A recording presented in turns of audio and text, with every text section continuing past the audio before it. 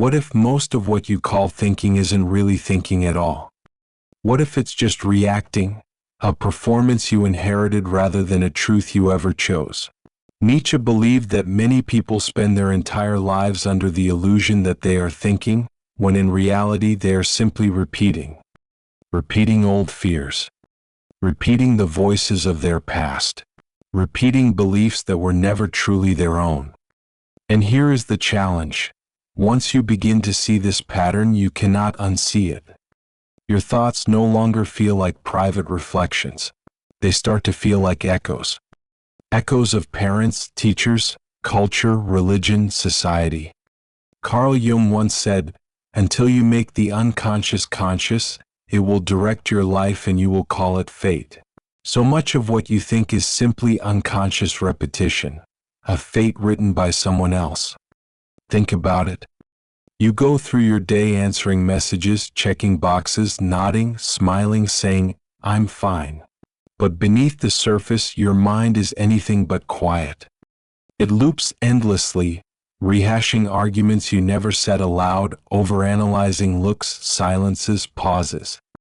And in a sudden moment of awareness, you ask yourself, am I truly thinking or am I just reacting? Nietzsche once remarked that people rarely think at all, they obey. They obey habits, voices, expectations. They echo the loudest influence in the room and then convince themselves they are thinking for themselves. If that's true, how much of what you call thinking is actually yours? Let's begin with one of the most subtle traps. You sit replaying a conversation over and over. What you said, what they said, what you should have said. You tell yourself you're analyzing, seeking wisdom, trying to find clarity. But no clarity arrives because this isn't thinking. It is looping. It is fear disguised as preparation. You rehearse life instead of living it. You try to control every outcome in your head because the unknown terrifies you. You say, "I just want to be ready." But what you are really doing is trying to avoid pain. Nietzsche would say that in order to avoid suffering, you sacrifice your freedom. You overplan. You over-question. You think 10 steps ahead but forget how to be present. Real thinking doesn't suffocate. It doesn't drain you. It opens you up. It is fluid, creative, alive. If your thoughts feel heavy, you are not thinking clearly, you are managing anxiety. And that is not your fault. You were taught that preparing for the worst was the way to survive. But survival thinking is not the same as clear thinking. Survival reacts. Clarity reflects. So here is the question. Do your thoughts bring insight or do they only bring temporary relief? Because if every round of thinking leaves you drained, you are not solving. You are spinning. Nietzsche warned us that overthinking often masquerades as nobility, but in truth it is the ego's attempt to avoid reality. It is not wisdom, it is fear wearing the mask of wisdom.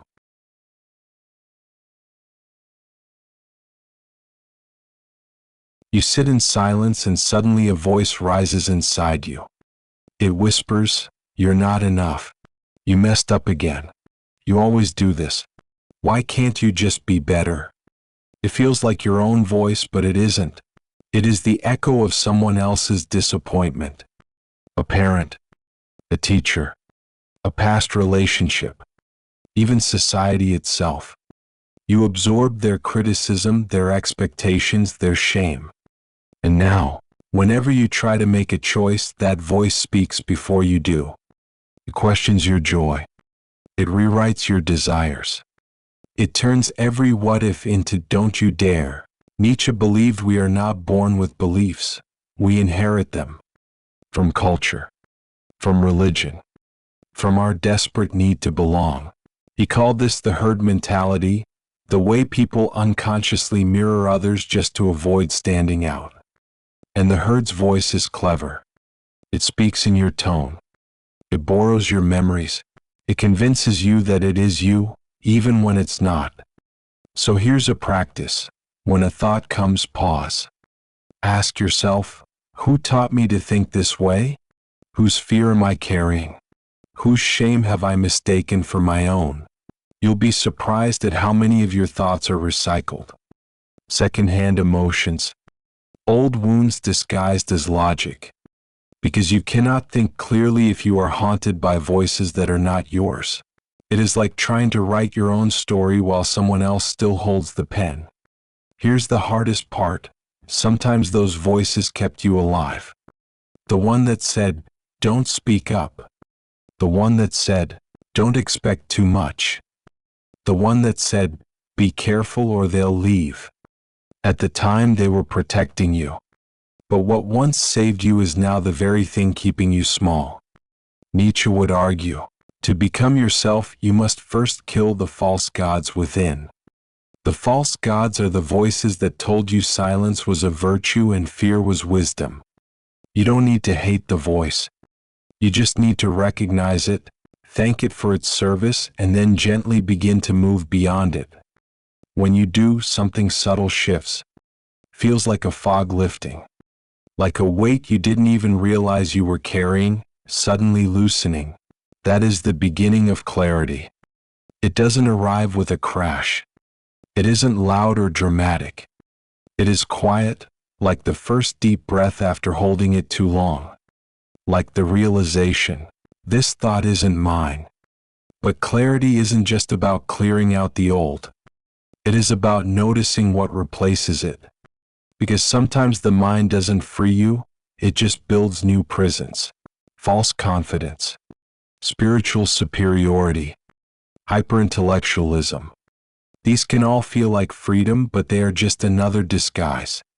And Nietzsche, along with Jung, both warned us, illusions are never more dangerous than when they look like truth.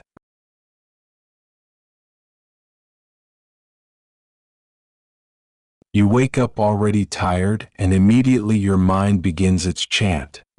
I should get up. I should be productive. I should be grateful. Later you scroll through your feed and jealousy stirs, but again the voice intrudes. I shouldn't feel this way. I should be happy for them. I should just move on. Your mind is crowded with shoulds. But pause for a moment. Who decided what you should be? Nietzsche believed that morality is often just obedience dressed up in virtue. Most people don't actually think. They conform. They live by rules they never questioned, rules handed down by family, religion, culture, or the invisible authority of social media. So you learn to be polite instead of honest, grateful instead of real, calm instead of alive. You chase goals because they look good, not because they belong to you. And here is the trap. You confuse inner pressure with conscience. You mistake guilt for morality. You think obedience is clarity. But it isn't. Real thinking begins when you stop asking, "What should I do?" and start asking, "What do I know to be true?" Even if no one agrees. Even if it shakes the foundation you have built your life upon. That fear you feel when you ask the question, that trembling, is the first sign you are beginning to wake up. But it doesn't stop there. You post something thoughtful online. You check the likes. You buy something new and immediately wonder if others noticed. You help someone and then feel strangely empty when they don't thank you. Your thoughts no longer belong to you, they orbit others. You don't just think. You perform. Nietzsche saw this with brutal clarity. He wrote that modern people don't really seek truth. They seek approval and call it truth. So your opinions bend toward the people you want to impress. Your identity filters itself through fear. Will they judge me? Will they reject me? Will I still belong? Slowly your mind is hijacked. You post what is safe. You say what is acceptable. You avoid digging too deep because what if your truth makes you unlovable? But here is the reality. Real thinking is rarely likable. It is not neat. It is not marketable. It is messy. It offends. It challenges instead of pleasing. When you let others validate your thoughts, you lose the courage to hold them yourself. Nietzsche called this slave morality, when people decide something is good not because it is, but because others said so. So ask yourself, would you still believe what you believe if no one applauded you for it? If not, then your mind isn't free. It's leased out, and the rent is paid in silence, self-abandonment, and quiet resentment. Carl Jung once said, "The privilege of a lifetime is to become who you truly are, and you cannot become yourself if every belief you hold is borrowed."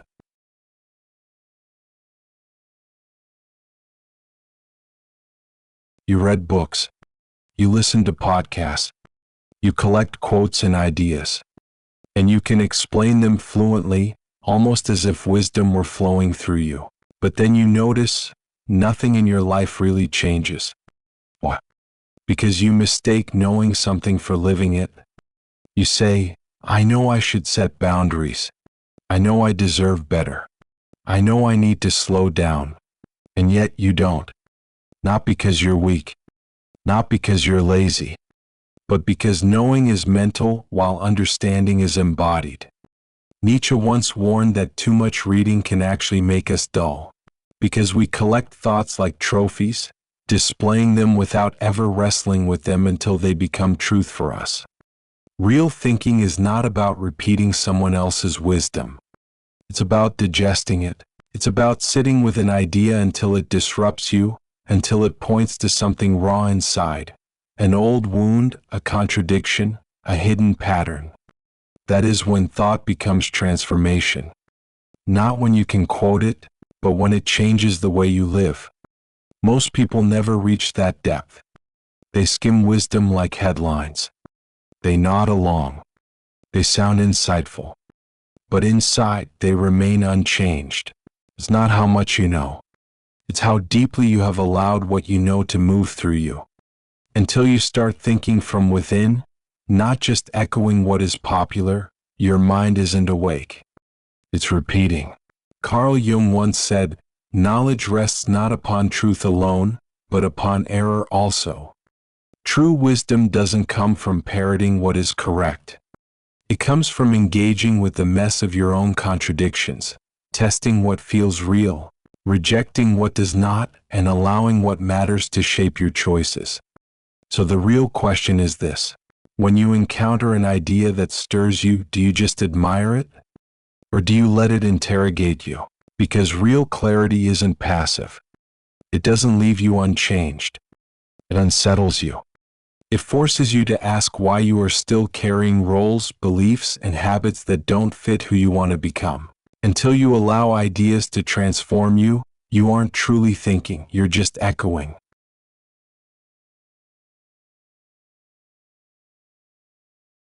You've now seen 5 signs that reveal how much of your thinking was never really your own. Each one cuts deeper, shining a light on the hidden places where inherited voices have lived. But the next signs go even further, because they are not just about your inner patterns, they are about the environment you live in. A world that thrives when you stay overstimulated, confused, and doubtful of yourself. Nietzsche once wrote, "If you gaze long into the abyss also gazes into you." And the abyss of modern life is constant noise. Not silence, not reflection, noise. You scroll endlessly. You consume podcasts. You watch videos that feel intelligent. And you think, "I'm learning." But beneath it all, something troubling happens. Your mind doesn't get quieter. It gets louder. And Nietzsche would say this is not thinking. It's addiction to mental noise.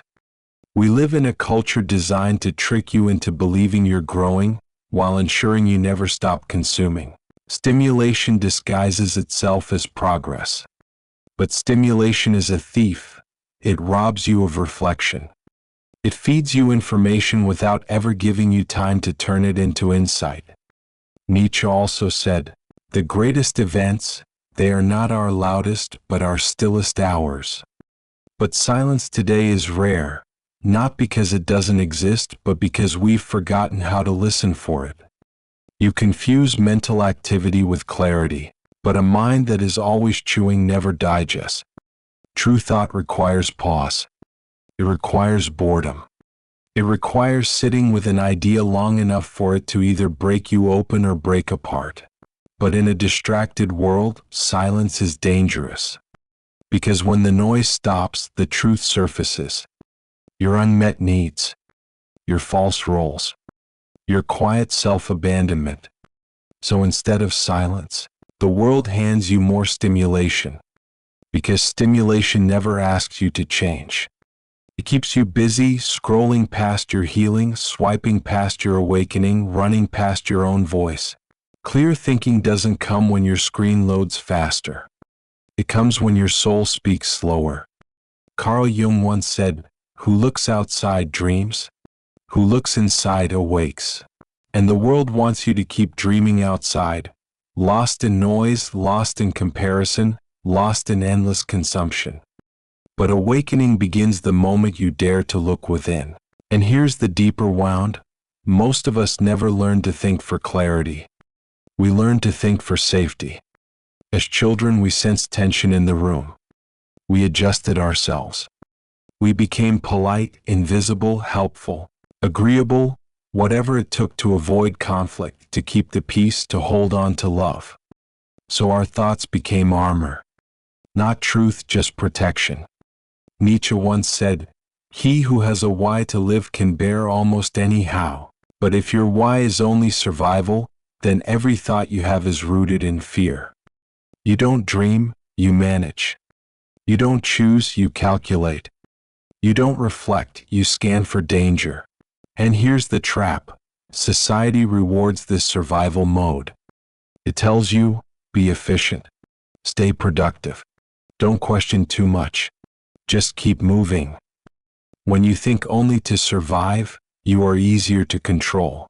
You obey rules that don't serve you. You chase success that feels hollow but familiar. Because familiar feels safe, and your brain confuses safety with truth. So you shrink. You comply. You doubt your instincts. You silence your voice. And every time you choose comfort over confrontation, you lose another piece of yourself. But Nietzsche didn't believe you were doomed to stay here. He believed that within each person is the power to become more than a follower, to rise as a creator, a mind that doesn't just react but truly sees, a soul that doesn't just copy but carves its own path. This is not achieved through knowledge alone. It comes through suffering, through confrontation, through questioning everything you once accepted as you. And it begins the moment you stop thinking only to survive and start thinking in order to become.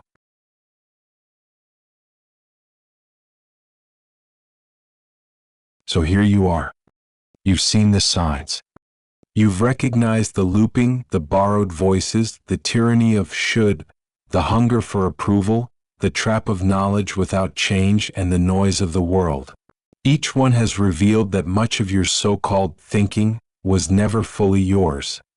But here's the beauty in this recognition.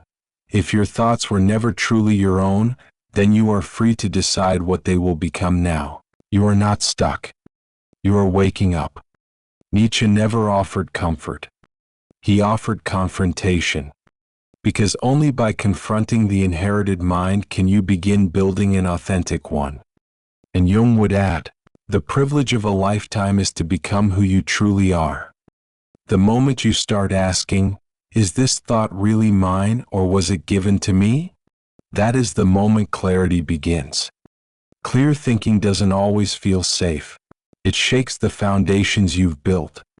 It threatens the masks you've worn. It reveals how much of your life was obedience disguised as virtue.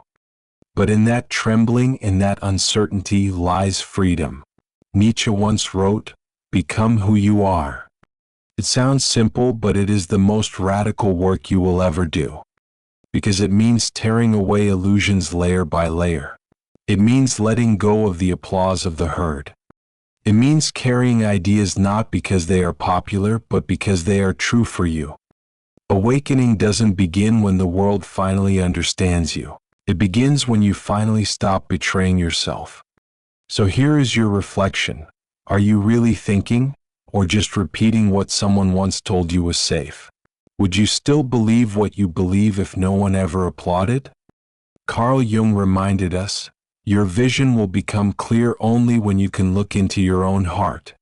Who looks outside dreams, who looks inside awakes. An awakening is not glamorous. It is not quick. It is not always pleasant. But it is real. You are not too late. You are not too broken. You are not too far behind. You are simply beginning. And once you begin thinking clearly, you can never go back. So let this be the first step. Not just another borrowed thought, but the seed of your own clarity, the start of thinking that is yours, and only yours,